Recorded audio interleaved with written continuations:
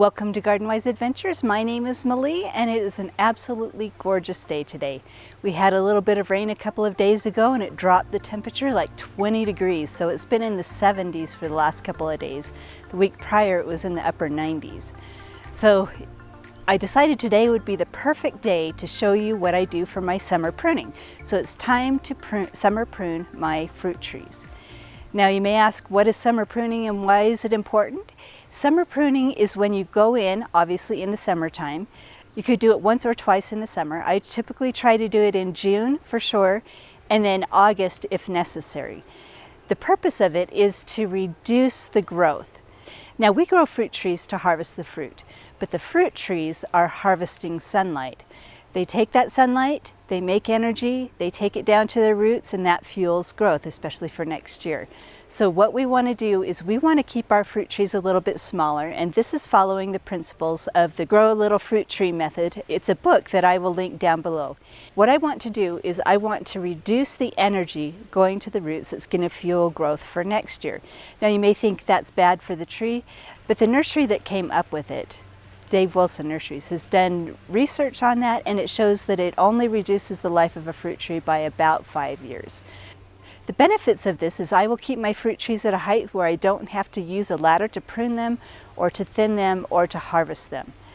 And I can grow more fruit trees in an area.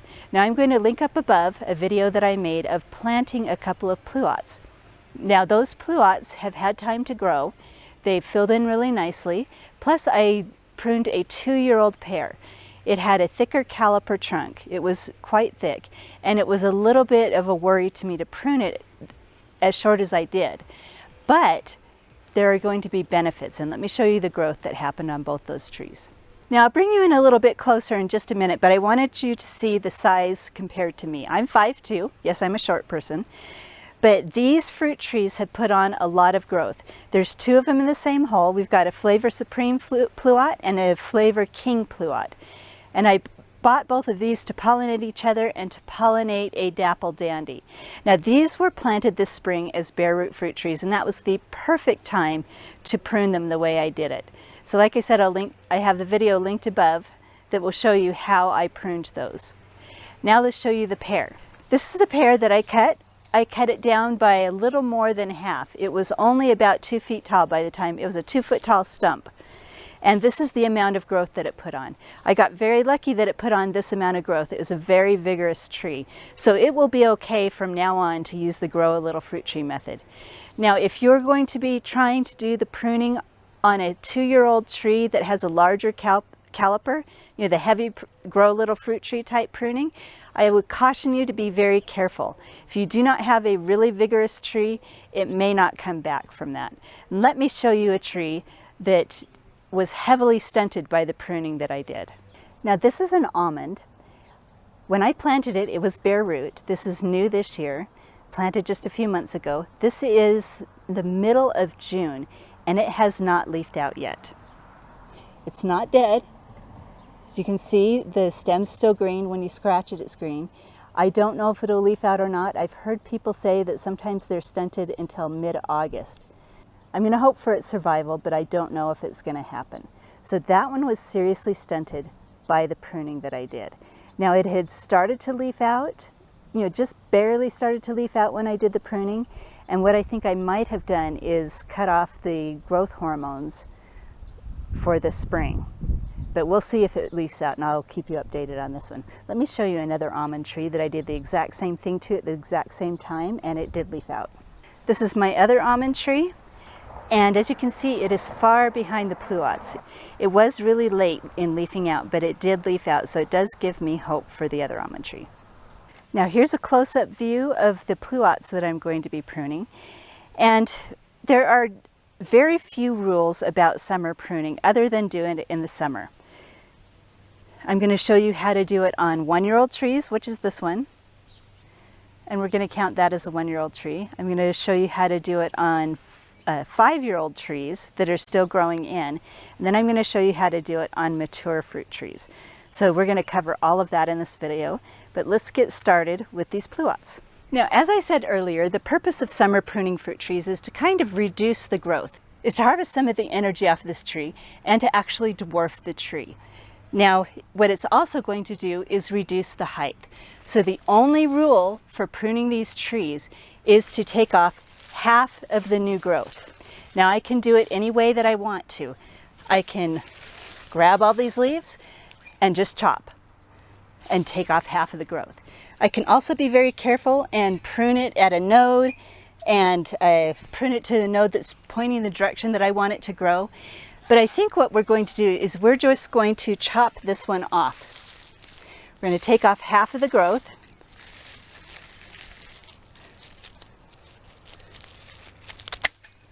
And there we go. Can't be any easier than that. Now, what this is going to do is spark side shoots. We're already starting to get a few side shoots, but it's going to put all of its growth into these side shoots now. Maybe I will take off some of the stubs there a little bit.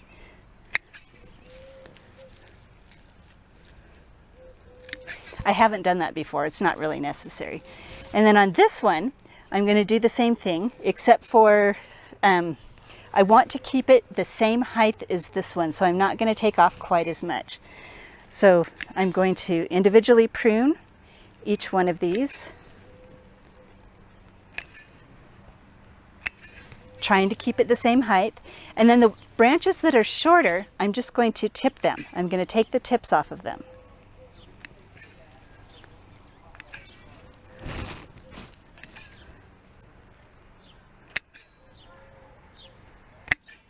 That will force side growth on each one of these new little branches. Now, next year, next spring, I get to choose from the side growth and we get to start shaping the tree. We're going to choose which ones will be the scaffolding branches. I don't care which ones are going to be the scaffolding branches right now, because right now we're just trying to put on a lot of growth. Now, in my experience, another thing that this does is it causes these fruit trees to start bearing a little bit earlier. On the fruit trees that I have not done the grow a little fruit tree method on, it takes about 5 years to get fruit. On the fruit trees that I've done the grow a little fruit tree method on, you can start getting fruiting in 2 or 3 years. So anyway, let's move over to the pear and show you that one. Now, this pear has a lot of great healthy growth. And I think I am going to direction prune this one a little bit because we have fewer branches and it's going to be easy to do. So we're just going to take some of these back to the branches, to the area where I want it to start growing out, side shoots. We're going to tip a few of these. Actually, tip all of them.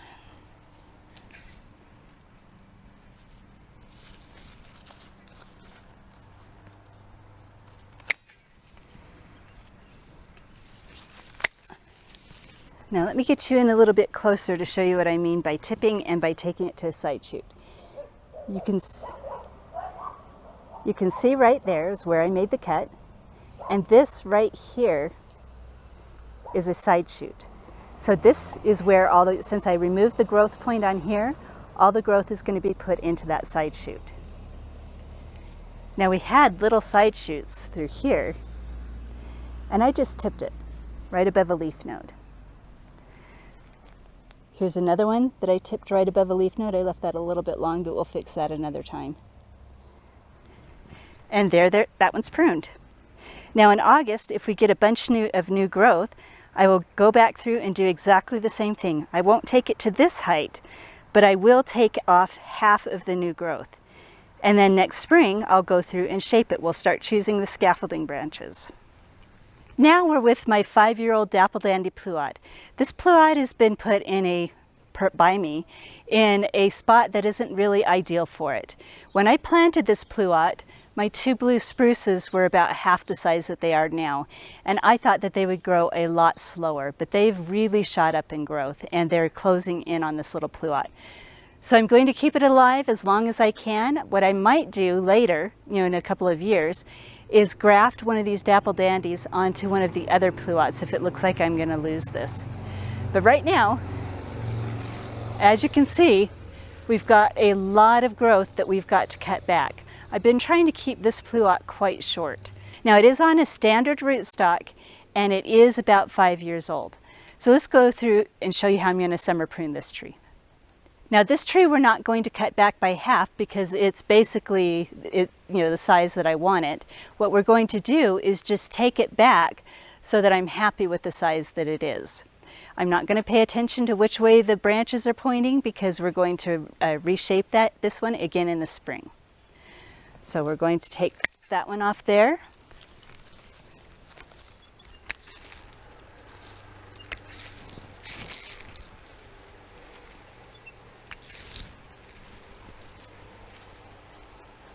This branch is really tall. It's a little too tall for me. So I think we're going to take most of that top growth off.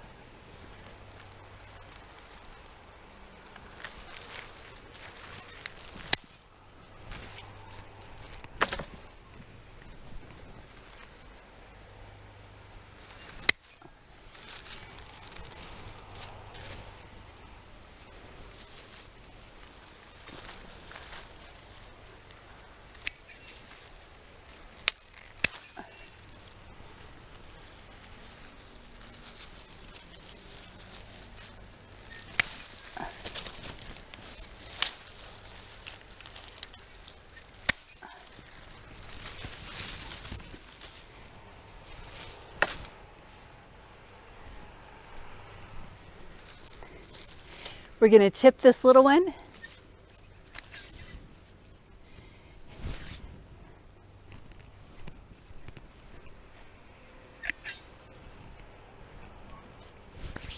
And it's that easy. I'm done. It took like 2 minutes.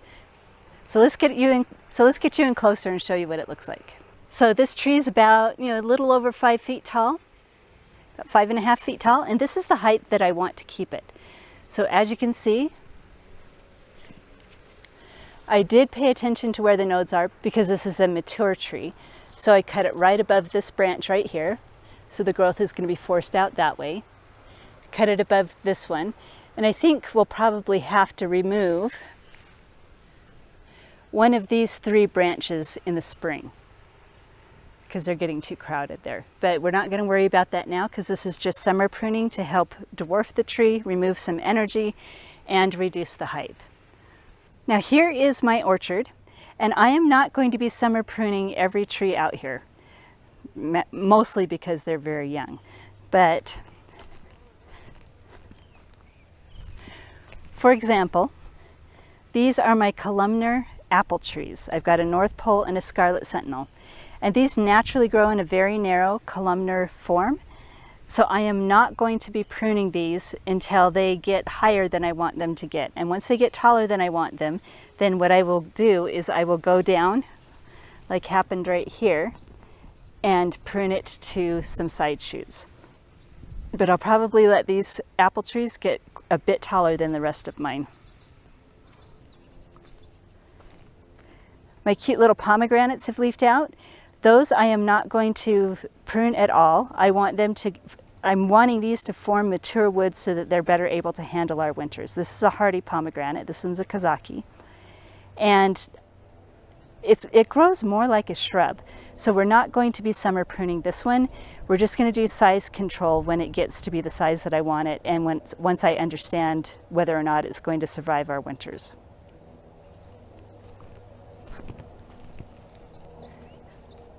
This is a persimmon. I am not going to be summer pruning this one right now. It's a new tree, and I'm not sure. I've never grown persimmons before.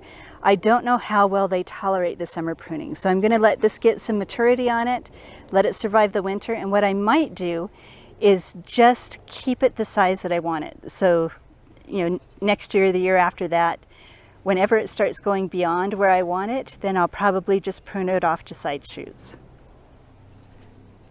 This is another new little persimmon. I am not going to be doing summer pruning on that one either. Now my fig trees are a little different. This is an unknown variety of fig, and it has not been producing any fruit at all. But let me show you what I've been doing to try and get it to produce fruit. Now fig trees produce fruit on new growth, and it did survive the winter. I protected it really well. And I have been cutting the ends so that we can get side shoots off of it. So there we have a side shoot. Here's where the cut is. We've got a side shoot here. And then what I've been doing is going through, and see this little tip right here? I take it down to the next leaf and just pinch it off. Now that's going to force these side shoots to start growing, and that is where the figs form. Let me go show you on my other fig tree that is actually producing figs how it's worked. This is my Chicago hardy fig, and I have been pinching this for several weeks now. Now I heavily protected this over the winter. We're in zone 7 in Utah, more like actually a zone 6. But the main branches survived the winter and started new growth. So what I've been doing is going through and pinching the tips, and you can see right here, that was where I pinched the tip, and then where the new growth formed, right here's the new growth, we got little figs. So this has worked on my Chicago hardy. Now this one is pretty well pinched. I guess I could actually show you on this one right here. So here's a branch. I don't know if you can see with the shadows, but there's no side growth in here where the figs form. So what I'm going to do is go through right here, pinch that off, and hopefully that'll encourage side shoots that will form more figs. Now the next trees that I'm going to summer prune are my apple trees.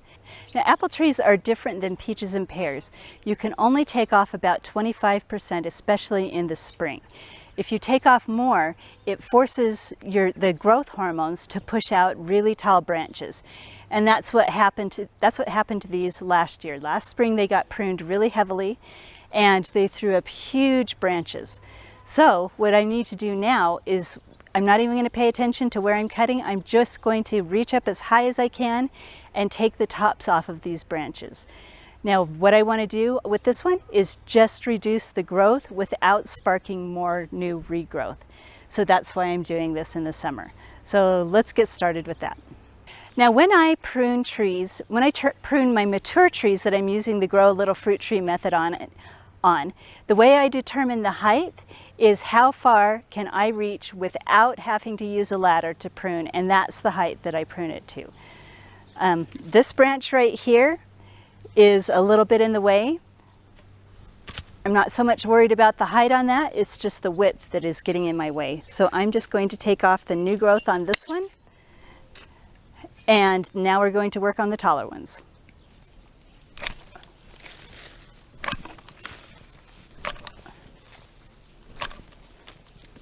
So I've basically chosen a height that I want it, which is more or less the height of my pear tree, and I'm just going to cut all the branches that I can reach to that height.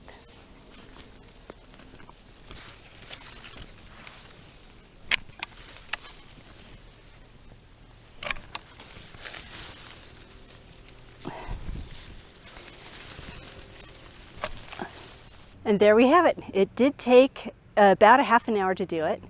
We've got our lilac peeking over the top, and then we've got some taller branches in the back that I wasn't able to reach. But in reality, they're really not that much taller than the branches down here, because if you look at that horizon, the apple trees are planted on a steep hill. So the apple tree in the rear is higher up on the hill. But anyway, the branches that I couldn't reach will be gotten next spring. I don't think I'll do an August pruning on this one because I don't think it'll be necessary. It's a mature tree. Now, one question that people have asked me in the past is, am I not worried about losing fruit? Well, I did lose a little bit of fruit, but let's show you these branches.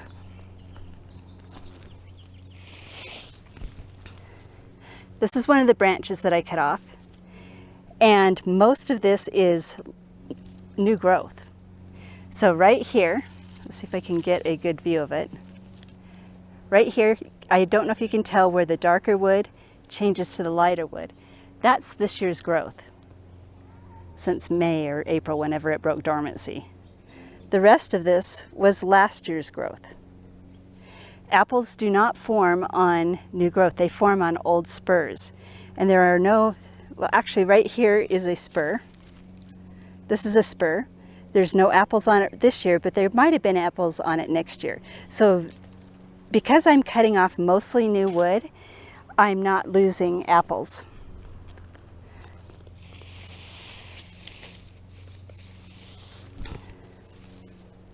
Now this branch right here was really sad to sacrifice because there was a lot of apples on it. But it was in an area where it needed to be cut, so I sacrificed a few apples and we have a ton more. Now it's starting to get hot, I'm starting to get shiny and sweaty, so I think I'm going to end this video here. But if you have any questions about summer pruning, definitely get the book, Grow a Little Fruit Tree. There's also a Facebook group that somebody else started called I think it's called Little Fruit Tree. I can't remember the Facebook name, but if you search for Grow a Little Fruit Tree on Facebook, that should come up. There's a lot of good information there. Now I will keep you updated on my trees, show you what they look like a little bit later in the year, and show you where the new growth happens. But I hope you've enjoyed this video. If this video has been useful and you've enjoyed it, please share it with your friends, like and subscribe. It really helps my channel out and makes it so that I can create more videos for you. So I hope you have a wonderful garden adventure, and we'll see you in the next